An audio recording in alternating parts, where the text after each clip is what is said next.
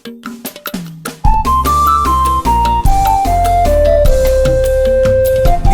TV yìí mo fẹ́ máa wò, ọ̀rọ̀ tó jẹ ti ń gbèsè mo fẹ́ gbọ́, ètò lóríṣiríṣi wọ́n wà lọ́lọ́kan òjọ̀kan, ìròyìn tó kojú òṣùwọ̀n àtàwọn ọ̀rọ̀ àgbọ́ fi kọ́gbọ́n, eré wọlé fún tẹ̀rù tọmọ tèwe tàgbà ẹ má fi para. BGI TV mo fẹ́ máa wò, ọ̀rọ̀ tó jẹ ti ń gbèsè mo fẹ́ gbọ́, ètò lóríṣiríṣi wọ́n wà lọ́lọ́kan òjọ̀kan, ìròyìn tó kojú òṣùwọ̀n àtàwọn ọ̀rọ̀ àgbọ́ fi kọ́gbọ́n, eré wọlé fún tẹ̀rù tọmọ tèwe tàgbà ẹ má fi para. Àjànàkú kọjá mórí nǹkan fèrè, bàbá rere káwí parí. BGI TV, we are the pace setters.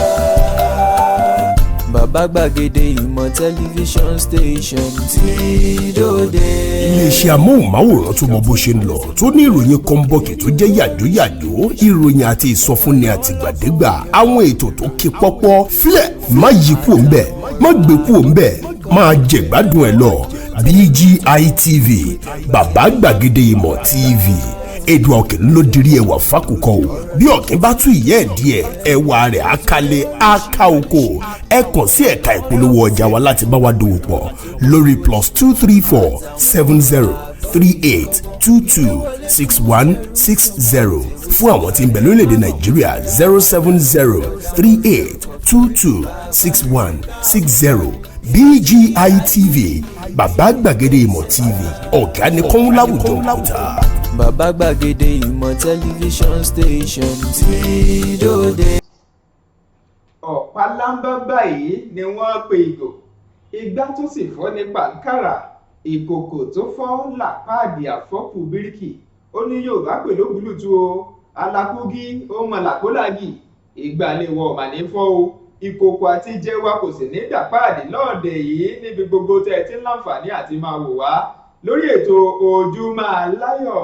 Ojúmọ́ Aláyọ̀ rèé ètò yín ni ní orí ẹ̀rọ amóhùnmáwòrán bàbá gbàgede ìmọ̀ TV, BGI TV. Ibẹ̀ náà lẹ ti ń láǹfààní àti máa gbọ́ wa. Adélàárọ̀ tòní atukọ̀dé náà nìyẹn ló ní kẹ̀ǹkẹ́ lúkẹ́. Mo kí yín lẹ́ẹ̀kan sí ẹ kú ìkàlẹ̀ ẹ kú ojúmọ́ o. Olúwatóbilọ́ba Fáṣùgbà lórúkọ mi, Mr Smoothie lórí afẹ́fẹ́, ọmọkùnrin yín lórí rédíò. Èmi ti sàngbàsàngbà kí n lè lágbára tó gbàgbọ́rọ̀ lórí ta gbára lóde ọ̀gbáragada lójú ọ̀gbágadì. Ẹ kú kalẹ̀. Absolutely, it's another beautiful Friday morning in the city of Abeokuta as usual. For every reason, there is always a season, and for every season, there is always a reason, like we always say. If you're not seeing the combination like this, you mean that yes, you have the two Yoruba presenters bringing it back to back for you. But every Friday like this, sometimes we need to mix it up for your own viewing pleasure as expected. I am yours faithfully. Rabiul Lawal is my name. About to come are some of the day's information from the Punch newspaper precisely, and some other things which we need to let you know what is happening in Lagos State to the families of those who lost their beloved at the 21-story building collapse in Lagos. And the unfortunate one is that dead bodies are still counted and still counting. The latest information is coming soon from it. Like I say, I am yours faithfully, Rabiul Lawal, having the first collaboration with Olúwatóbilọ́ba Fáṣùgbà, Mr Smoothie. How you doing? Inú mi dùn láti bọ́ ìṣepọ̀. It's gonna be great. Àjọ wà lórí ètò lónìí ni. Absolutely. Tọ́ ẹ fẹ́ wò wá, bẹ́ẹ̀ bá fẹ́ máa wò wá rokoṣo bẹ́ẹ̀ ṣe máa ń wò wá. Ẹ má gbàgbé àti tẹ bàbá gbàgede ìmọ̀ TV ìyẹn lórí YouTube yín. Tẹ bá ti wá ṣe yẹn, ẹ má gbàgbé àti subscribe. Tẹ ẹ bá ti subscribe, ẹ rí aago kan lẹ́gbẹ̀ẹ́ kan. Ẹ tẹ̀ ẹ́ kó lè máa rán yín létí ní gbogbo ìgbà wípé àti dé. Lórí Facebook wa, ẹ má gbàgbé àti tẹ gbàgede ìmọ̀ with Aláwìyé Adébáyọ̀. Lórí Instagram wa, gbàgede ìmọ̀ _22. Bẹ́ẹ̀ sì rèé fún polongo ọjà yín, ẹ pè 0703 822 6160 0703 822 6160 lẹ́pèsè fún polongo ọjà yín. Tọ́ ẹ jẹ́ ká wá lọ sókè lọ́hùn-ún, àwọn kókó kan wà níbí o tá a máa bẹ̀rẹ̀ sí ní fún yín tán ló ní bẹ̀m̀bẹ̀yẹkẹ akówátán ni èmi àti Rabila akówátán ni àbí. Absolutely. ẹ já dókè lọ́hùn à ń bọ̀. ilẹ̀kẹ̀ pọ̀ ń gbó kí ṣọ̀gbó tó yan kele láàyò ọ̀pọ̀ igi ní ń bẹ ní gbó ká tó fi gé ọmọ gbẹ́gbẹ̀dù ilé ìwé Calvary tí ń bẹ ní arépo ọ̀gá ni kọ́ń láwùjọ òkúta mọ́gbà kákọ́ ọmọ ní ìmọ̀ ẹ̀kọ́ ìwé tó yanrantí tí ò lábùlà àní tẹ̀gọ́ ní ẹ̀ ilé ìwé Calvary ní ẹjẹ́ àgbé fún o yàrá ìkówé sí tó kún fọ́fọ́ fún ojúlówó ìwé yàrá àṣedọ́rawò tó ní àwọn irinṣẹ́ ìgbàlódé tí ìmọ̀ ìjìnlẹ̀ bíbá yàrá ìkàwé tí ń pe ọmọ wá kàmí dánwò ńlọ́bì ìyá ọ̀kẹ́rẹ́ àyè ìgbaniwọlé ń bẹ sí àwọn yàrá ìkàwé bíi ìwé ń derí àbá òṣòfò nursery primary girama kékeré tòun girama àgbà ìjọba lù ló ń tẹ̀ gbà Calvary Group of Schools ń bẹ ní 125 Calvary Avenue Pipeline Àrèpò ìjọba ìbílẹ̀ Ọbáfẹ́mi Owódé ìpínlẹ̀ Ògùn ìkànnì ìbánidọ́rẹ̀ẹ́ wọn rèé o @School Calvary tàbí ìkànnì tọrọ yín léka wọn www.calvarygroupofschools.com ẹ̀rọ ìbánisọ̀rọ̀ tẹ́lẹ̀ kàn sí rèé 08164335641 tàbí 07039884475 Calvary Group of Schools, trust in God.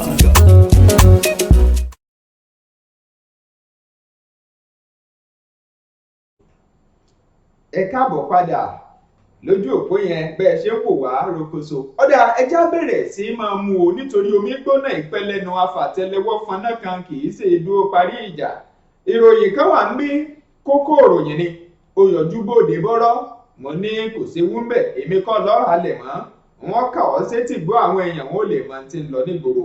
ìròyìn yẹn ó ń ṣàlàyé pé àwọn èèyàn Ìgàngàn wọ́n máa bẹ̀rẹ̀ sí ní sọ̀rọ̀ jáde wọ́n ní ẹ̀rọ iléeṣẹ́ agbóhùnsáfẹ́fẹ́ kan lójú òpó ayélujára wọ́n ní ó sọ nǹkan kan nípa pé àwọn ará Ìgàngàn wọ́n gbàbọ̀dè fún olóyè Sunday Ìgbòho tí gbogbo ayé mọ̀ sí Ìgbòho Òòṣà wọ́n ní ọ̀yá lọ́dà padà owó bàbá kinní kan òun ni wọ́n fi sọ jáde làbárí ìròyìn yẹn bó ṣe jẹ́ ẹ gbọ́ lóní ràbájì gan. The information is coming as saying that the people of Igongo, a particular community under a local government in Oyo State, are saying to the media personnel who is a veteran in this field that he should go and remove the tag name that yes, Igongo people betrayed the person agitating for the Yoruba nation now, whose name is Chief Sunday Adeyemo, popularly known as Chief Sunday Igboho Òòṣà.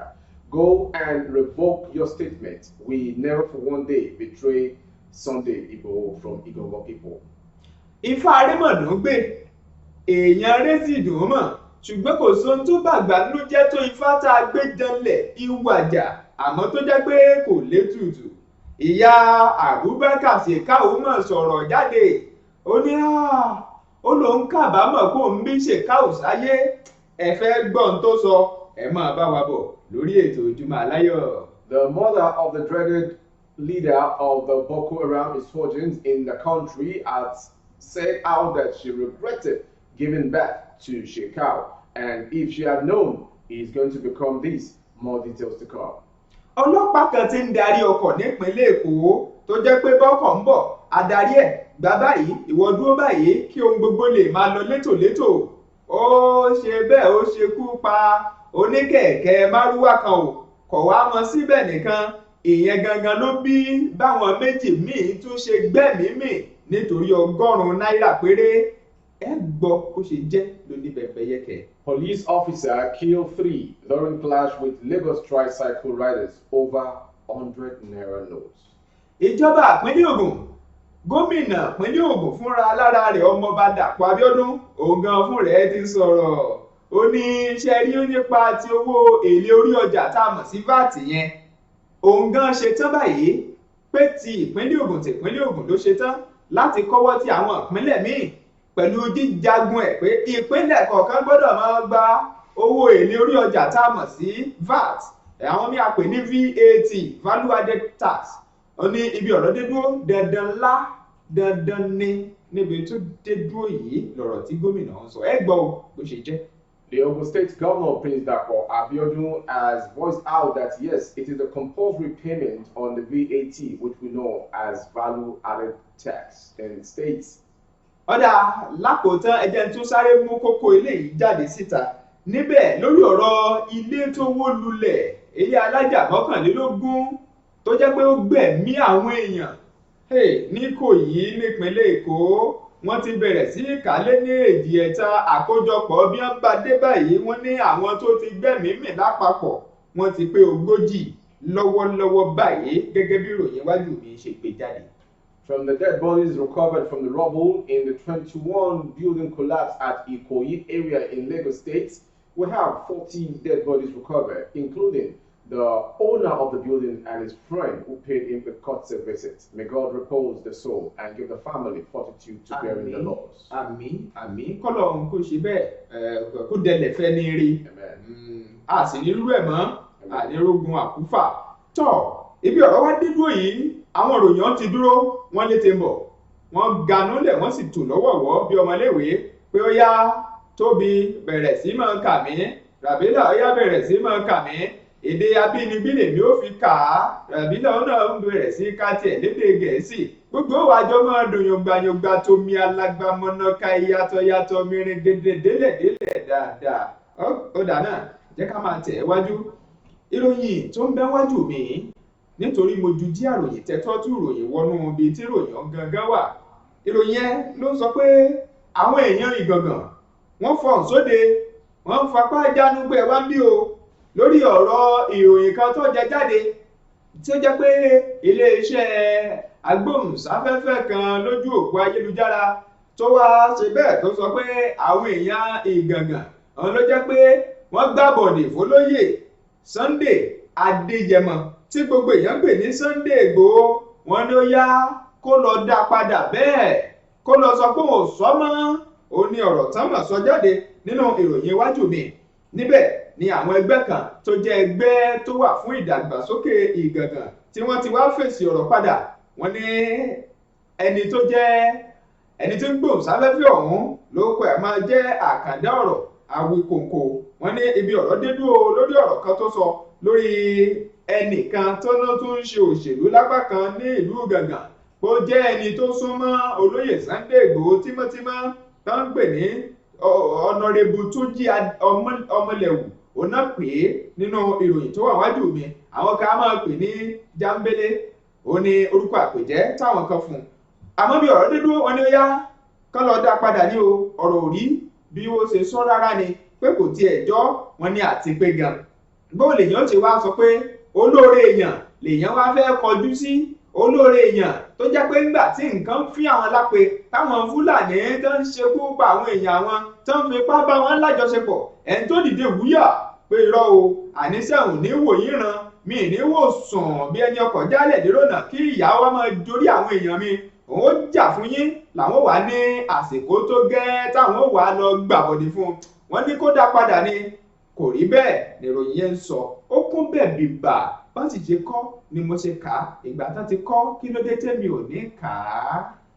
As that story is talking from Igogo community, saying against a man, a veteran in his field known as Awikonko, is talking about Igogo betraying the trust and love for Chief Sunday Adeyemo, and they are frowning against it that they have never for one day kicked against or to betray a savior who came to their rescue, while the Seriki Fulani and some other Fulani herdsmen kept on disturbing, bringing unrest to the community at large. So it is a warning call now going to Awikoko himself that yes, the Yoruba agitator, the Yoruba nation agitator, Chief Sunday Adeyemo, aka Sunday Igboho, is our beloved person who came to our rescue. How do you expect or reason that yes, we could go behind to betray his oneness and loyalty to us? It is not against saying, please go and revoke your statement. We never for once betray Chief Sunday Adeyemo, known as Sunday Igboho Oòṣà. Yorùbá náà sọ pé ẹni bá fẹ́ gbọ́mọ rere jó aya rere ni ó kọ́kọ́ gbẹ́jọ́ ọ̀rọ̀ jáde níbí bó ṣe jáde làwa sì é kóbó làwa tún wá gbé jáde ìròyìn wájú mi níbẹ̀ ni mo ti ń wo ìyá Shekau ẹ ti Abubakar Shekau tó jẹ́ pé ó jẹ́ adarí fún ikọ̀ ti àwọn alákatakí tí agbésùnmọ̀mí tí ń fílẹ̀ Nàìjíríà lápé ti Boko Haram ìyá rẹ̀ mọ̀ sọ̀rọ̀ kan jáde ń bì ẹni tí í ṣe Famata Abubakar ó kọ ìyá ẹ̀nu ó ní ẹ wò ó kó mọ́ parọ́ kó mọ́ jalè ibi ọ̀rọ̀ dé dúró báyìí òun kábàámọ̀ kó ń fi ṣe káwù ó lóun kábàámọ̀ ẹ̀ pọ̀ jù àwọn kan ní ìgbà yìí láàárọ̀ tarugbo sunkún oge wọn ní kí ló dé tí ìyá ò sọ̀rọ̀ láti ọdún èyí tó jásìkò gan rèé tó ṣẹ̀ṣẹ̀ fọ́n sóde ìyá ẹ̀ ń ṣàlàyé ọ̀rọ̀ mi ó ní ìgbà tó ń wo bó ṣe sáwọn ọmọnìyàn láwùjọ lórílẹ̀‐èdè nàìjíríà ìfinilápẹ́ tó fi fáwọn èèyàn àwọn tó sọ di aláìnílé lórí àwọn tó sọ di aláìníyàmọ́ tàbí aláìní bàbá mọ́ àwọn tó jẹ́ pé ó ti ṣekú pa wọ́n àtàwọn tó jẹ́ pé wọ́n ti ní àwọn ìpèníjà kan báyìí látara ìsọṣẹ́ rẹ̀ tí ń ṣe ó ní gbogbo eléyìí gan tó lọ́tọ̀ tó ń fi wò pé òun kábàámọ̀ kóun ti ṣe ọmọ bí lórí ọ̀rọ̀ tiẹ̀ ó wá tó wá ń ṣàlàyé síwájú sí i ó ní bí àsìkò tó ń wà yìí òun ò tiẹ̀ mọ̀ gan bóyá ó ṣì wà láyé o bóyá kò sí láyé mọ́ o ṣùgbọ́n ìgbà kan nìròyìn gbé jáde pé ọwọ́ ti bà á tí wọ́n sì ti ṣekú pa ní oṣù díẹ̀ sẹ́yìn lọ́dún tá a wà nínú èyí léyìí tó sì ti wá mú kí ó wá máa wò pé tọ̀ ọgọ́rọ̀ àwọn èèyàn ló ti gbẹ́mìí mì látọwọ́ ẹ̀ ó ní òun ṣe ọmọ bí òun ní tí ìyá Shekau Abubakar tó ń sọ ọ́ jáde nínú ìròyìn iwájú mi ń bí ọlọ́run má jẹ́ aṣọ ọmọ bí o torí ẹ̀ àwọn ká máa ní ó dáa kéèyàn kọ́ ọmọ ẹ̀ lẹ́kọ̀ọ́ pé tó bá kọ́ ọmọ pé kò ní lè di pé a tún kó yàn ta bí ọmọ ẹjọ́ mẹ́jọ tọ̀ yóò jẹ́ wá o kò ní yẹlẹ̀. The story is here as well that the mother of the dreaded leader of Boko Haram, Abubakar Shekau, Falimatu, is saying the only thing that joins she and Shekau is by giving birth to him and nothing else. And she's regretted giving birth to him because if she had known this is what he may become in life, it's possible she has a rethink. And the story has it that this is the first time she's coming out to report or speak out to press concerning the wreck and havoc the son has been doing to the nation at large. And she's confirming that even she doesn't even know if the true son, Abubakar Shekau, leader of Boko Haram, is dead or not. From this story, she's confessing that yes, she's regretting giving birth to Shekau. For more stories, you can read any of the Nigerian dailies that has a story from the confession of the mother of the leader of Boko Haram, Falimatu. Orí ètò Ojúmọ́ Aláyọ̀ náà la ṣe wà ó tẹ̀ wájú nítorí pé kúkú mọ̀ páwọn ìròyìn wa kì í wararo kì í rẹpẹtì kì í sú ẹ̀gbẹ́ kì í nà gẹ̀rẹ̀ kì í lẹ̀ mọ́lẹ̀ ìròyìn yẹn ó ń sún wájú gẹ́gẹ́ bí ìròyìn míì tó jáde síwájú mi ń bí tó èmi mo ní ìwọ gan àbí kẹ́mi gan ẹ̀rọ mo bá he kóbó kí ni sọ ó ń sọ pé jẹ́jẹ́ eégún ló dúró tóbìnrin lọ ń fi kìtìpá dé eégún lẹ́yìn ọrùn ṣé ẹ mọ̀ pé bí aráàrún bá lọ bínú tán ọ̀rọ̀ mọ̀lẹ́ má lè wọ ó ní ìròyìn sọ níbí ó ní a ti rí ọlọ́pàá kan tó jẹ́ pé òun darí ọkọ̀ lérònà lópòpónà ni tí ó ti dá oníkẹ̀kẹ́ márúwá kan dúró ẹlẹ́sẹ̀ mẹ́ta ìyẹn kẹ̀kẹ́ ẹlẹ́sẹ̀ mẹ́ta bó ṣe dá dúró ó bá ń béèrè 100 náírà lọ́wọ́ ẹ̀ 100 náírà 100 náírà ìyẹn ló ń béèrè lọ́wọ́ ẹ̀ pé ó yá fún mi ìyẹn sọ fún pé wá ń bí o ibi ọ̀rọ̀ dé dúró báyìí kò sí nǹkan kan ní ọwọ́ tòun torí pé òun ṣẹ̀ṣẹ̀ ń jáde ni eléyìí ló wáyé ní ìpínlẹ̀ Èkó ní àgbègbè Meiran ó ní ó ti wáyé nípínlẹ̀ Èkó bó ti ń ṣèyẹn tán tó ń sọ fún fún òun lówó lọ́wọ́ lọ́lọ́pàá ìbá mú ọ̀bẹ ibo ló ti rọ́bẹ lọ́ba gùn nígbà yà arákùnrin ó gbàbẹ̀ lọ ó ti bẹ̀ jásẹ̀ kúrò lókè ìpẹ̀ kọ́lọ́ ń ṣàánú wa àmọ́ lórí ẹ̀ bákan náà làwọn èèyàn bá wò pé irú kí leléyìí ọlọ́pàá ń bá mẹ́sẹ̀ ló bá fẹsẹ̀ fẹ́ lójúbẹ̀ ìwòrò ibi tí àwọn èèyàn akẹgbẹ́ rẹ̀ táwọn náà jẹ́ bí oníkẹ̀kẹ́ ẹlẹ́sẹ̀ mẹ́ta làwọn náà bá yabo bẹ̀ pé irú kí leléyìí wọ́n gbé òkú ẹ̀ wọ́n sì gbé lọ sí àgọ́ ọlọ́pàá kan tí ń bẹ nítòsí ibẹ̀ pé ẹ wá bí o ẹ wo ara iṣẹ́ tí àwọn òṣìṣẹ́ yìí tó jẹ́ òṣìṣẹ́ ọlọ́pàá ẹ wo ń tán ṣe ẹ wo má ṣe ṣekú pa ọmọkùnrin yìí ìyẹn ni wọ́n ń ṣe lọ́wọ́ kan tó ti ìfẹ̀hónú wọn hàn ni wọ́n tún ń ju òkò bẹ́ẹ̀ ni wọ́n ń ju ìgò sí àgọ́ ọlọ́pàá yẹn ká tó ṣẹ́jú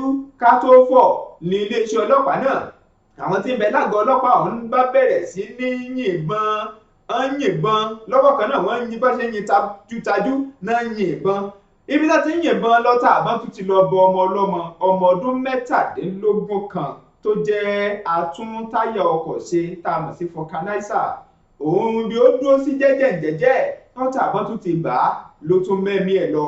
ọmọkùnrin tá a lè sọ yìí ó ní ìyá kan, ìyá ẹ̀ tún ní ìpèníjà ojú. oṣù méjì sẹ́yìn nìyá ọmọ yẹn ló jẹ́ kó pàdánù ọmọ ẹ̀ kan náà lára ọmọ tó bí. èsì ò níròyìn yẹn sọ o. kódà lọ́wọ́ kan náà nínú ìròyìn yẹn èèyàn 3 ọ̀tọ̀ọ̀tọ̀ lápapọ̀ nílé iṣẹ́ ọlọ́pàá ló jẹ́ pé wọ́n ní ọta àbọ̀n wọn ló ṣekú pa lẹ́kọ̀ọ́. eléyìí wáyé lánàá ni ó kún bẹ̀ dáadáa gẹ́gẹ́ bí ìwé ìròyìn yẹn ṣe gbé jáde. wọ́n kọ́ mùsíkàlì kọ́lọ́ ń dákunjọ́ kó máa fàánú ẹ̀ ṣọ́ wa. There was pandemonium in Command Road, Meron, Lagos State, as a clash between men of the State Police Command and tricycle operators in the area left no fewer than 3 persons dead. The information gathered that trouble started when a yet-to-be-identified traffic warden allegedly stabbed a tricycle operator identified as Eleyele to death for refusing his demand for 100 naira. Angered by the development, the victim's colleagues ran after the policeman who fled the scene. After the couple escaped, the protesting crowd carried the victim's remains to the front of the Meron Police Division where it was deposited. The tricycle operatives were said to be protesting the death when they attacked the police station with bottles and stones. The mob reportedly attempted to set the police station ablaze, but the policemen allegedly dispersed them with bullets and tear gas canisters. A resident who gave his name only as Yusuf said the traffic policeman stabbed the victim in the chest, adding that the attack was unprovoked. This is alarming. As we're saying we want to end SARS, shall we go again on rampage by saying we want to end police brutality? The brutality needs to be stopped. It is coming daily. They need to save the lives and properties of Nigerians, but you are here killing people. And we say we are developing. We are still crawling. Shame onto those police people who are animals in uniform. tọ́ kọ́nà wọn máa ṣàánú wa ni ó ṣe pàtàkì kí ìjọba tètè mójútó léyìí. àwọn kan tiẹ̀ ní bóyá kán máa ṣàyẹ̀wò ọpọlọ fáwọn tó jẹ́ òṣìṣẹ́ ọlọ́pàá tàbí àwọn ẹ̀ṣọ́ aláàbò pé kí ló lè rí lọ́bẹ̀ tó fi wọ aró ọwọ́. àwọn míì àmọ́ ní kí ló rí lọ́bẹ̀ tó fi ga aró ọwọ́. kò sí èyí tí ò lọ méjèèjì náà ni pé kí ló dé. wọ́n ní ṣé ọlọ́pàá tó tún ń ṣe eléyìí tí ń darí ọkọ̀ lópòpónà ṣáà tún máa mọ̀bẹ kiri ni. ìbéèrè ńlá ni alámì. Ọlọ́run á gbà wá. ọ̀dà ìròyìn míì wà níwájú mi bí tó pọn dandan láti tún mú. láìpẹ́ yìí gbogbo wa la mọ̀ pé àwọn ìpínlẹ̀ kan fapá jánu. ìpínlẹ̀ Rivers, ìpínlẹ̀ Èkó lórí pé àwọn fún lára àwọn fẹ́ máa gba owó èlé orí ọjà tá a mọ̀ sí value added tax VAT, àwọn míì àpè ní VAT. lórí ẹ̀ ni ó di pé ìjọba ìpínlẹ̀ Ògùn náà bá fọ̀n sóde lábẹ́ ìṣèjọba gómìnà ọmọọba Dàpọ̀ Abíọ́dún. ó ní bí ọ̀rọ̀ dé dúró báyìí ìpínlẹ̀ Ògùn gan ṣe tán láti ṣe bí àwọn akẹgbẹ́ rẹ̀ kó kọ́wọ́ rọ àwọn akẹgbẹ́ rẹ̀ lẹ́yìn gbígbẹ́ ti fọwọ́ rọlé. ó sọ eléyìí lásìkò tí àwọn èèyàn kan tí wọ́n wá ń ṣe àbẹ̀wò sí i léyìí tó jẹ́ àwọn tó mójúlé jà nípa ohun tó ní í ṣe pẹ̀lú ìṣirò owó. ó wá ń ṣàlàyé fún wọn. ó ní gbogbo wa ìyẹn gbogbo àwọn ìpínlẹ̀ ló yẹ káwọn jọ ṣiṣẹ́ papọ̀ káwọn fọwọ́ gbọwọ́ lọ́wọ́ fi mọ́. wọ́n ní táwọn bá ṣe léyìí òun yóò jẹ́ kí wọ́n lè jàjàbọ́ tó jẹ́ pé ẹ̀ka ìjọba àpapọ̀ ti ń pawó ọ̀hún wọlé fún ìjọba àpapọ̀ wọ́n lè dá lọ́wọ́ kọ́ láti máa ṣèyí àti pé gan ìyànjẹ ni ó wà nínú owó ọ̀hún. ó ṣe ń ṣàlàyé ẹ̀ nìyẹn. ó ní tẹ́ bá wo àwọn ìpínlẹ̀ kan tó jẹ́ pé owó tásẹ́rẹ́ ni wọ́n rí látara pé àwọn gan ń rí owó èlé orí ọjà. ó ní wọ́n wá yan àwọn eléyìí tó rí ọ̀pọ̀ rẹpẹtẹ jẹ tó sì jẹ́ pé ọ̀pọ̀ owó ló wà tó yẹ kán fi ṣe ọ̀pọ̀ nǹkan nílùú fún ìgbáyégbádùn àwọn èèyàn lù. ìròyìn yẹn kún bẹ́ẹ̀ dáadáa rẹpẹtẹ mìrìngìndín ló wà ńbẹ̀. bó ṣe kọ́ làwa ṣe kà á ìgbà ń sì ti kọ́ kí ló dé tà ní kà á. Absolutely, it's coming from Ogun State. Why Ogun joined the fray of Dr. Dapò Abiodun, who is the #1 citizen of the state, talking about how importantly VAT needs to be collected by government and upon every businesses and every persons in the state. The story is coming. Ogun State Governor Dapò Abiodun has shed light on why the states joined other states in the fray to collect the value-added tax (VAT). According to Abiodun, his administration decided to take advantage of the VAT controversy with the view to ensure Ogun gets a fair share from the money being generated from the system.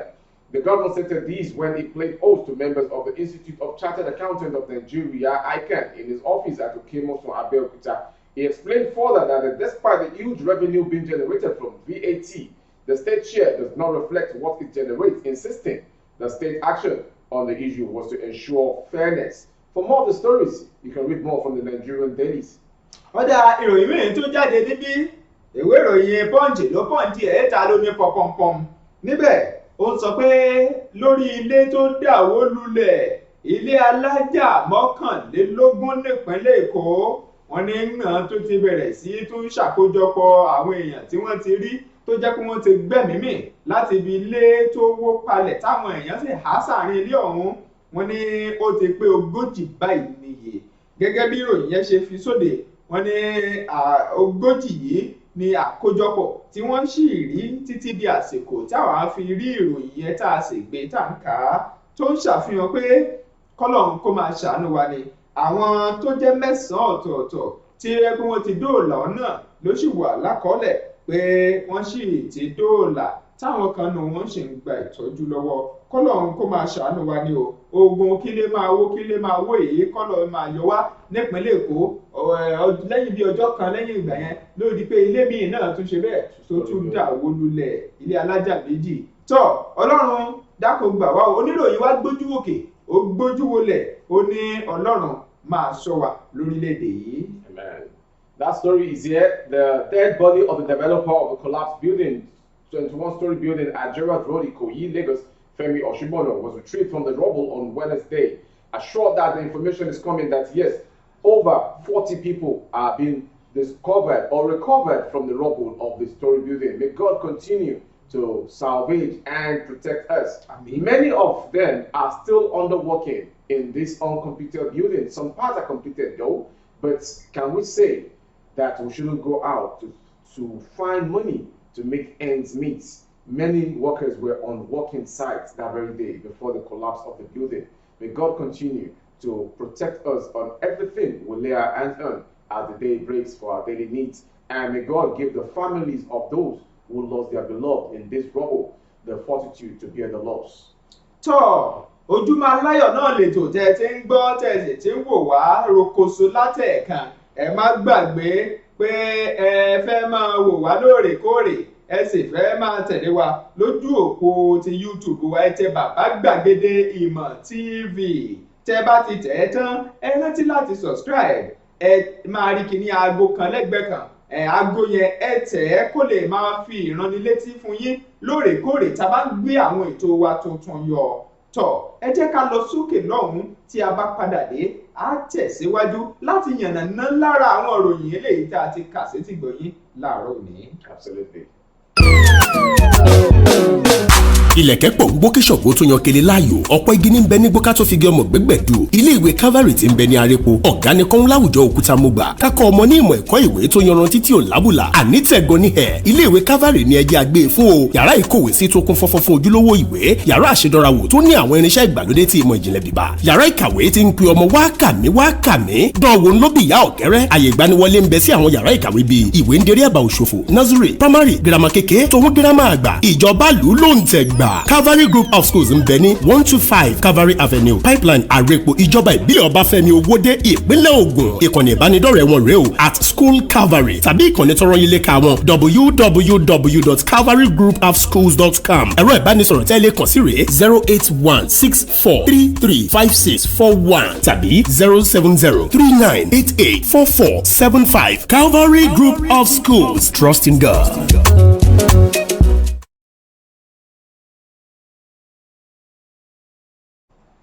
Tọ́ ẹ káàbọ̀ padà mo rò pé ẹ ti ń dè é bá a ṣe ń fún yín lójú òpó Facebook wa ẹ má gbàgbé yẹn náà Bàbá Gbàgede Ìmọ̀ with Aláwìyé Adébáyọ̀ lẹ́tẹ̀ síbẹ̀ Instagram wa náà Gbàgede Ìmọ̀ _22 bẹ́ẹ̀ sì rèé fún ìpolongo ọjà 07038226160 ẹni mo yára àbí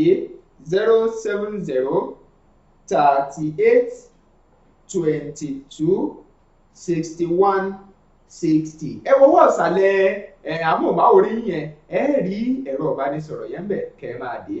Absolutely. For followers of BGI TV, Baba Gbagede Imo TV, you should know we have 3 major social media handles which you can link up with on YouTube. Is Baba Gbagede Imo TV. We need you to please subscribe onto the page and click on the notification bell for more of our broadcasts for your viewing pleasure. And on Facebook, Gbagede Imo with Alawiye Adebayo. Please subscribe and follow the page for more updates of our broadcasts, either the ones you missed or the one coming live, and the one that can prompt you to understand why you need to be with the family. And also on Instagram, Gbagede Imo _22 is the handle there on Instagram. And on Facebook, on marketing, which you need to promote your goods and services through our channel, you need to just call the phone number 07038226160. Either you're having conference for coverage, which you need to make people outside the 4 corners of Nigeria to see you abroad, or probably within the country. If you're in Abeokuta precisely and you need to make your goods and services channel to people at probably Ifo, Songo, to mention a few, you need to get a link with our marketing department through the phone number 07038226160. We're still on the show, talk show, which is the Good Morning Show, as known as Ojumo Alayo. Our talking point is coming from what the Nigerian police force from Meron Division did to a tricycle, cost of 100 naira note. Wherever you are, the culprits, this police personnel, if your intentions were through, why did you run away from the scene? The tricycle driver is not an animal. Even if he was to be an animal, before you can slaughter such animal, you need to have the fear of God, because the life in those animals are as well inhuman as well. Take for example, I probably get to the market, you want to buy a live chicken and you want them to kill the chicken for you. There's going to be a time to slaughter, and there's going to be a time to abandon the lifeless body, that blood flows out of the body. And there's going to be a time the chicken or the goats will breathe last. You kill this innocent man working to make ends meet, with the mother with blind sight, almost blind sight. This same brother driving this tricycle lost one of the kid brother recently, and you expect such family not to rain curses on you. How do you expect to retire from the job you're doing? How do you expect your families to see you? Are you going to be a good ambassador? Are you going to be a good father? Are you going to be a good husband? These are the questions I know your conscience will be judging you right now. It will be better for you to leave the world, so as for you to confess your sin before you leave the world. But I believe so well, your colleagues as well, they knew what must have gone before the arrival of these people who brought the lifeless body to be deposited at that police station. Instead of they too to act mutually, there is no scenario that sees a lifeless body that rejoices. I don't know why these police people kept on doing these things without without reasoning, without thinking faculty. Do you think that uniform you're putting on gives you the effrontery to just pick up your rifle and start shooting when you are not allowed there in the jungle to kill animals?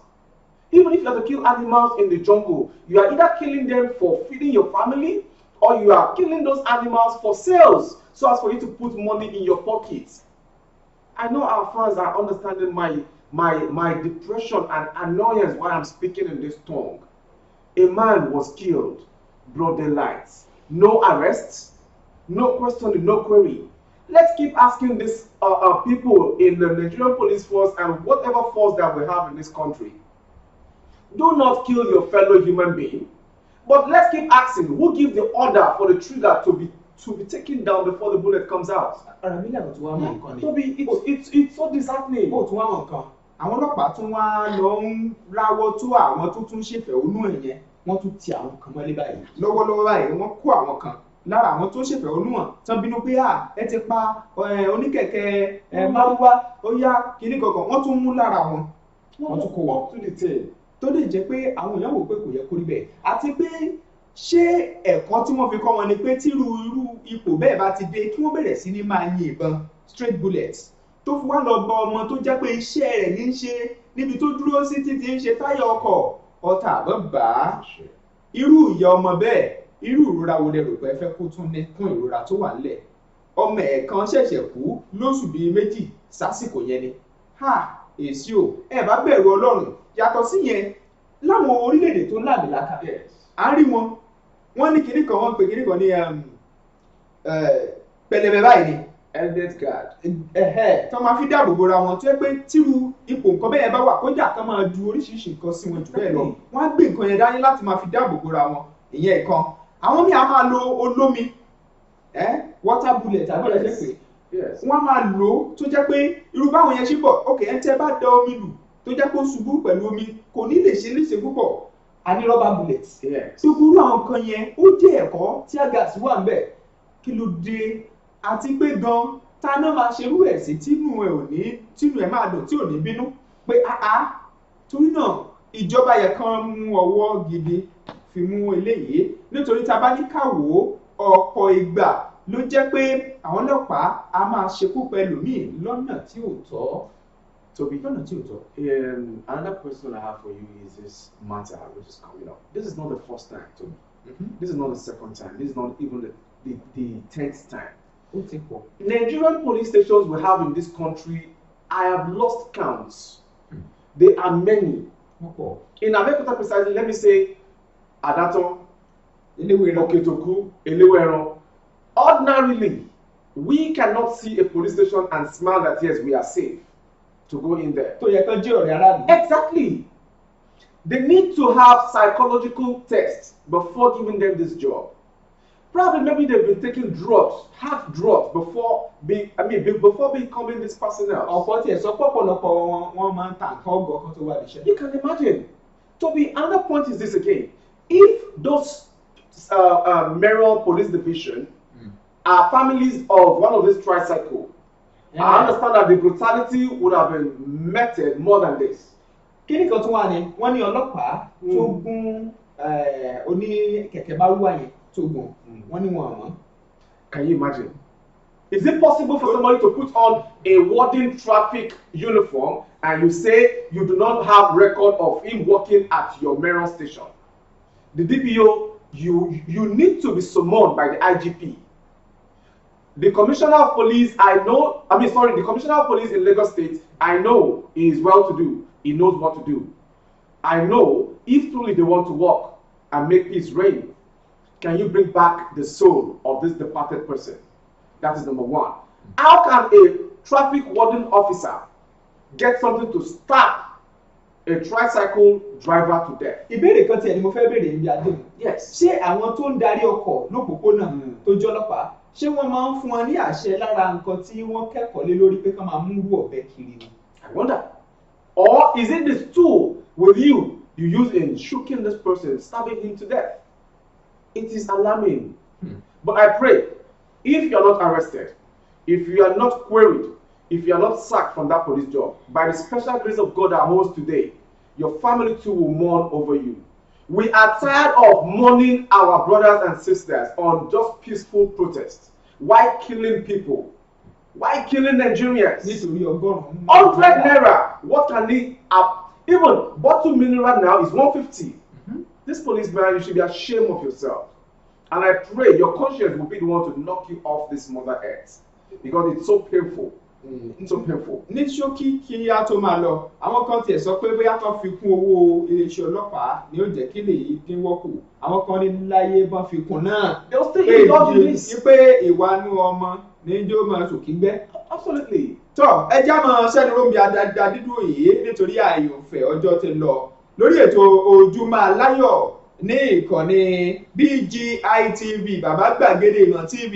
Ẹ má gbàgbé lójú òpó YouTube yẹn tẹ Bàbá Gbàgede Ìmọ̀ TV ẹ subscribe síbẹ̀ ẹ tẹ aago yẹn tẹ rí lẹ́gbẹ̀ẹ́ yẹn kó lè máa fìránnilétí fún yín ní gbogbo ìgbà pé a tún ti bẹ̀rẹ̀ sí ní gbé àwọn ètò wa lọ́lọ́kanòjọ̀kan jáde tọ̀ lójú òpó ti Facebook Gbàgede Ìmọ̀ with Aláwìyé Adébáyọ̀ olẹ́tẹ̀ o tẹ́sí mọ owó bó ṣe ń lọ lórí ti Instagram wa Gbàgede Ìmọ̀ _22 fún ìpolongo ọjà wa ẹ wo ìsàlẹ̀ amóhùnmáwòrán yẹn ẹ rí i pé ẹ rí ẹ̀rọ ìbánisọ̀rọ̀ kan bẹ́ẹ̀ léyìí tí í ṣe 070 38 22 61 60.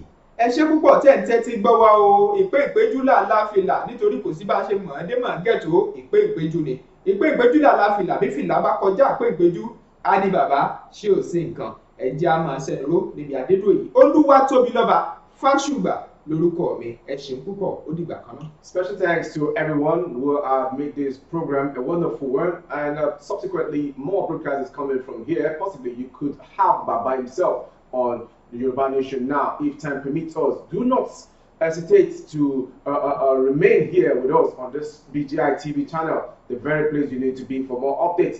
My name is Rabila Lawal. National News comes at 12 possibly. Stay tuned. We love you all. Have a wonderful Friday. To fellow Muslim brothers and sisters, Jumat Mufida, Jumat Mubarak, and to Christian brothers and sisters, God bless you. Thank God it's Friday. Let's make it reasonably, because while we're still alive, we'll still have the hope for God's grace to be upon us. Shalom.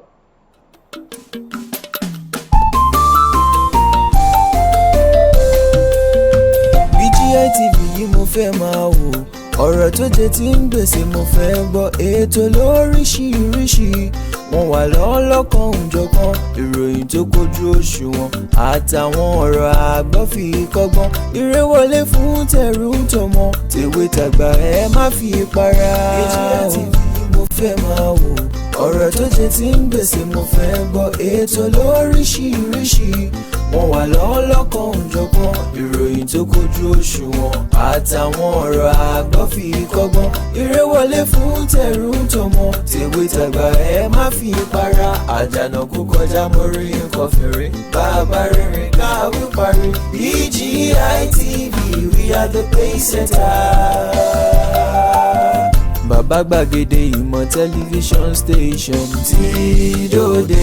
Iléeṣẹ́ amóhùnmáwòrán tó mọ bó ṣe ń lọ tó ní ìròyìn kọ́ńbọ̀kì tó jẹ́ yàjóyàjó ìròyìn àti ìsọfúnni àtìgbàdégbà àwọn ètò tó ké pọ́pọ́ filẹ̀ má yí kúò ń bẹ̀ má gbé kúò ń bẹ̀ máa jẹ̀gbádùn ẹ̀ lọ BGI TV Bàbá Gbàgede ìmọ̀ TV èdùn ọ̀kẹ́ ló dirí ẹwà fákòkò o bí ọ̀kẹ́ bá tú ìyẹ́ ẹ̀ díẹ̀ ẹwà rẹ̀ àkàlẹ̀ àkà oko ẹ kàn sí ẹ̀ka ìpolówó ọjà wa láti bá wa dòwò pọ̀ lórí +234 70 38 22 61 60 fún àwọn tí ń bẹ lórílẹ̀‐èdè Nàìjíríà 070 38 22 61 60 BGI TV Bàbá Gbàgede ìmọ̀ TV ọ̀gá ni kọ́ń láwùjọ òkúta.